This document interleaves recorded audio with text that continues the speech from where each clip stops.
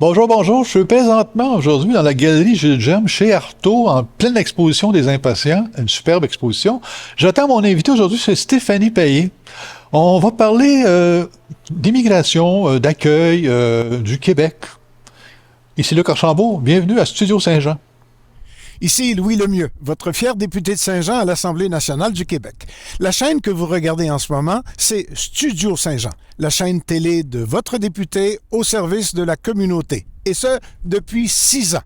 Maintenant, vous pouvez vous joindre à nous, à l'équipe d'animation, Luc Archambault et Lucie Crevier, si vous voulez participer. Et vous pouvez aussi nous suggérer des entrevues ou des sujets. C'est facile. Vous nous écrivez à production@commercial studio-saint-jean.tv. Bon visionnement. Bonjour Stéphanie. Bonjour Luc. Écoute, aujourd'hui on se rencontre parce que tout simplement, tu as eu un bel événement qui t'est arrivé récemment. Puis, j'aimerais ça qu'on en jase un peu. Mm-hmm. Tu as été reçu, tu as eu ta citoyenneté canadienne au mois de mars, là. Oui. Pour, comment je pourrais dire? Ouais, c'est ça. Au mois de mars, tu as eu ta citoyenneté. Ça fait déjà un certain temps que tu attendais ça. Oui. Comment tu as vécu ça? Parce que ça fait quand même quelques années là, que tu es ici, là. Oui, ben ça fait 8 ans. Ça fait 8 ans le 29 mars que je vis au Québec. Ah ouais? Mais ça m'a pris 9 ans de démarche pour pouvoir avoir ma citoyenneté. La chance, c'était pas pressé.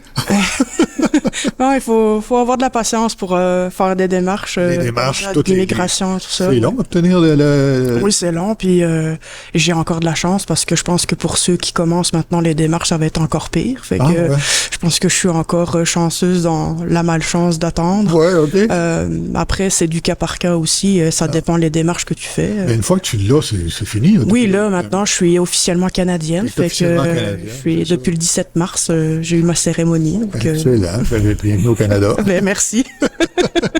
Et surtout, bienvenue au Québec, parce que tu as choisi le Québec, en fin de compte, comme destination pour t'installer. Oui. Puis, c'est le fun, ça aussi, parce qu'au Québec, on parle français. Toi aussi, tu parles français? Oui, en Belgique, on parle français. Mais tu es originaire de Belgique. Oui. C'est ça? Comment je t'expliquais ça? On en parlait un peu avant que la caméra tourne. L'espace entre la Belgique et le Québec, ça t'as-tu donné comme un couper le souffle un peu, l'espace qu'on a versus ce que vous pouvez avoir, par exemple, en Belgique? Non, parce que je savais où je m'en allais aussi. Je suis passionnée par le Québec depuis que j'ai 9 ans. Fait que pour moi, c'était une évidence. Puis forcément, les grands espaces qu'a le Québec, l'hiver, majestueux par rapport à la Belgique où il neige très peu. Fait que tout ça me fascinait aussi dès mon plus jeune âge. Fait que je savais où je m'en allais. Puis j'ai correspondu avec beaucoup de Québécois dans mon adolescence aussi, donc je savais vraiment dans quoi je m'embarquais. Mais depuis que tu as l'âge de 9 ans, que tu t'intéresses au Québec, t'avais-tu déjà l'idée de venir ici à ce moment-là, ou ça s'est venu avec le temps? En fait, la vraie histoire, c'est que quand j'avais 9 ans, mes parents, ma sœur et mon frère, on regardait toujours des émissions de variété sur les chaînes françaises. Ouais.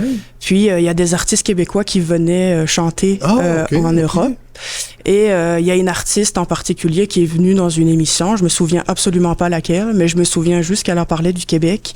Et quand elle a dit le mot Québec, on dirait que ça m'a comme happé, fait que ça m'a appelé. Puis depuis ce jour-là, j'ai su que c'était là que je devais vivre juste en entendant le mot Québec. Okay. Mais j'ai pris le temps de grandir, puis de vivre quand même des affaires, parce que on est enfant, là, des fois les idées ça peut passer avec le temps, mais moi ça m'a jamais quitté. Ça t'a jamais quitté. Puis quand j'ai commencé à avoir internet dans mon adolescence, parce que c'est venu tard dans ma vie quand même, internet, où j'avais des cours d'informatique à l'école, dès que j'avais du temps, je faisais des recherches sur le Québec, sur le Canada. Je me souviens que je faisais des exposés oraux aussi, des exposés oraux sur le Québec, puis que mes profs s'en souviennent. D'ailleurs, ils me suivent. Ils suivent mon parcours en ce moment, puis ils sont quand même contents de ce que je suis devenue, en fait, puis d'être arrivé à cette citoyenneté-là qui m'a fait rêver toute ma vie. C'est cette démarche-là qui fait en sorte que tu as pris la décision un jour de dire « Je vais m'installer au Québec ». Ben c'est sûr que c'est... Au Québec, au Canada. Oui. C'est un désir qui était là depuis longtemps, mais c'est sûr qu'il y a une grosse différence entre le vouloir et le faire. Donc j'ai fait ça graduellement. Je pense que j'ai pris le temps d'y penser quand même, de prendre de la maturité aussi, parce que même si c'est un rêve, faut mettre des choses en place. C'est pas une décision qui se prend à la légère. Puis moi, j'ai commencé par venir en vacances au Québec pour m'assurer que c'était vraiment ce que je voulais, parce qu'il y a aussi une différence entre rêver d'un pays puis y vivre. Donc, mais quand je suis arrivée à Montréal la toute première fois en 2009, que j'ai rencontré mes amis pour de vrai la première fois parce qu'on s'échangeait via Internet et via des lettres aussi, ça a été l'évidence encore plus. Là, je savais que c'était ici que je voulais vivre. Oui, ça m'a confirmé tout de suite. Mais je suis venue quelques fois en vacances en 2010, en 2012. Puis j'ai fait plusieurs années sans venir. Puis la dernière fois que je suis venue, c'est en 2017 et j'ai plus jamais quitté. Ouais, c'est ça. J'ai plus jamais quitté le Québec pour ça. Ah, c'est merveilleux. Moi, je pensais, des fois, on ne sait pas. Nous, on n'a jamais. Moi, j'ai jamais changé de pays. Donc, je peux pas savoir c'est quoi les émotions qui t'habitent à ce moment-là de vouloir changer de pays. Disons que mon parcours en Belgique est assez particulier. Je veux dire, j'aime beaucoup la Belgique, mais j'aime encore plus la Belgique depuis que j'y vis plus. Parce que je pense que ça me prenait un recul nécessaire pour voir la beauté de mon pays, en fait, d'origine.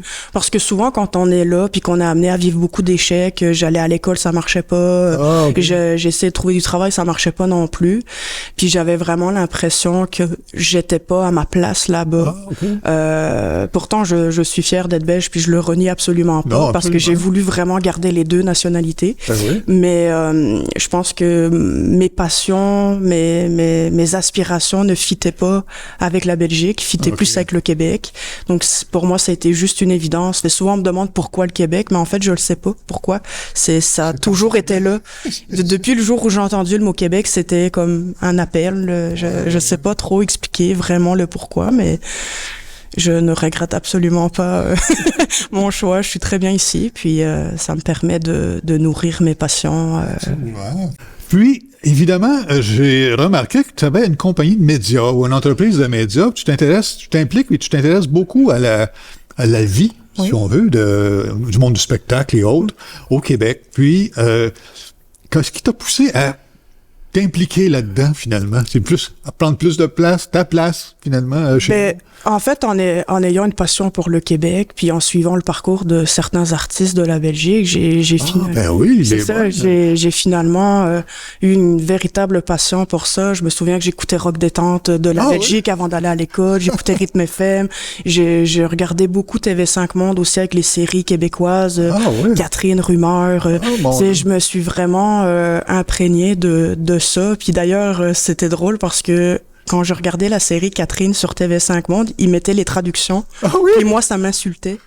Ça m'insultait parce que je trouvais ça tellement facile de comprendre le québécois. Fait que pour moi, c'était comme inné, en fait. Puis, j'ai découvert aussi le cinéma québécois dans mon adolescence. Le premier film que j'ai vu, ça surprend souvent les gens parce qu'il est pas hyper connu. C'est La Brunante.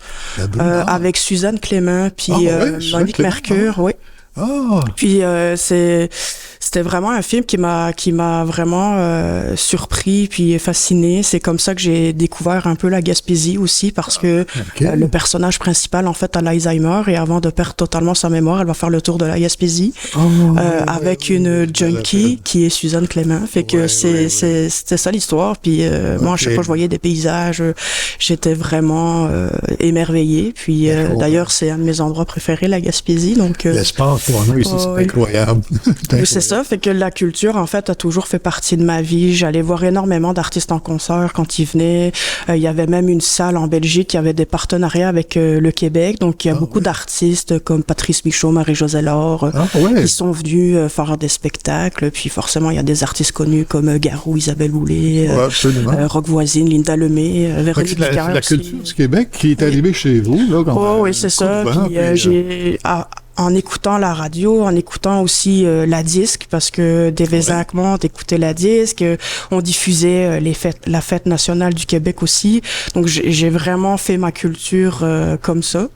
Puis pour moi, quand je suis arrivée au Québec, je savais pas trop quoi faire de ma vie. Puis via une rencontre, j'ai j'ai décidé de partir mon propre média. En fait, il existait déjà, mais j'ai embarqué avec ma blonde dans le média. C'est grâce à ça que je l'ai rencontré, en fait. Okay. On s'est rencontrés au Francophonie de Montréal. Okay. Puis, on a décidé de faire des articles, des critiques, des entrevues et tout ça. Puis, nous, on se base vraiment sur la création. Ouais. Donc, avec Eclectic Media, on a la chance de vivre tout ce que je voyais en fait dans ma télé en Belgique. Finalement, je le vis.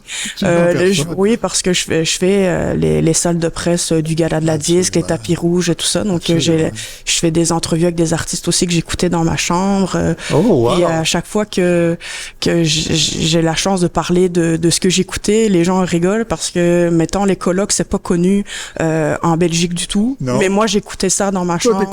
Oui, en faisant le ménage, j'écoutais Mauvais Caractère, puis ça fait rire les gens quand j'en parle, mais j'écoutais les Cowboys Fringants aussi. Il y a vraiment puis là ici avec ma blonde qui est aussi ma partenaire dans mon média, on avait fait pendant la pandémie le calcul du nombre de films québécois que j'avais vus dans ma vie, puis j'étais rendue à 200. Fait que... Okay. Je sais pas si j'en ai vu autant, moi, là, mais... c'est ça. Mais souvent, c'est ce que les Québécois me disent, c'est qu'ils ont pas autant de connaissances d'artistes québécois puis de films et tout ça, mais moi, j'adore ça. Je trouve que le cinéma québécois est le meilleur.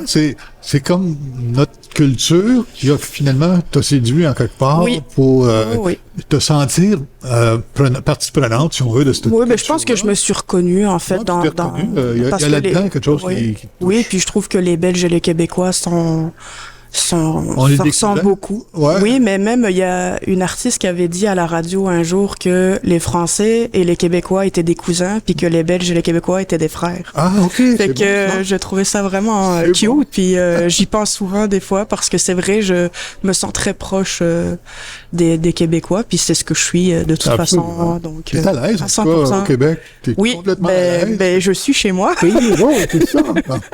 Excuse-moi, c'est pas ça que je voulais dire, là. C'est une mauvaise non, mais j'ai compris. Non, mais j'ai compris ce que tu voulais dire. Mais non, mais pour vrai, je me suis toujours senti chez moi ici. Absolument. Donc... Ah, ben c'est le fun de voir ça, d'en savoir un peu plus sur ta venue chez nous, puis, ben, en fin de compte, c'est tout le temps mal exprimé, ce que je te dis là, mais tu comprends ce que je veux dire.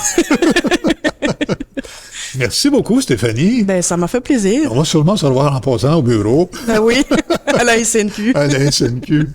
Merci beaucoup. Ben, merci. Beaucoup. Merci tout le monde de nous suivre. Écoutez, prenez cette entrevue-là, partagez-la pour, justement, comment je pourrais dire, la regarder, puis apprécier le contenu. D'ici la prochaine, ben, je peux juste vous demander de bien vous porter, puis à la prochaine. On se revoit bientôt.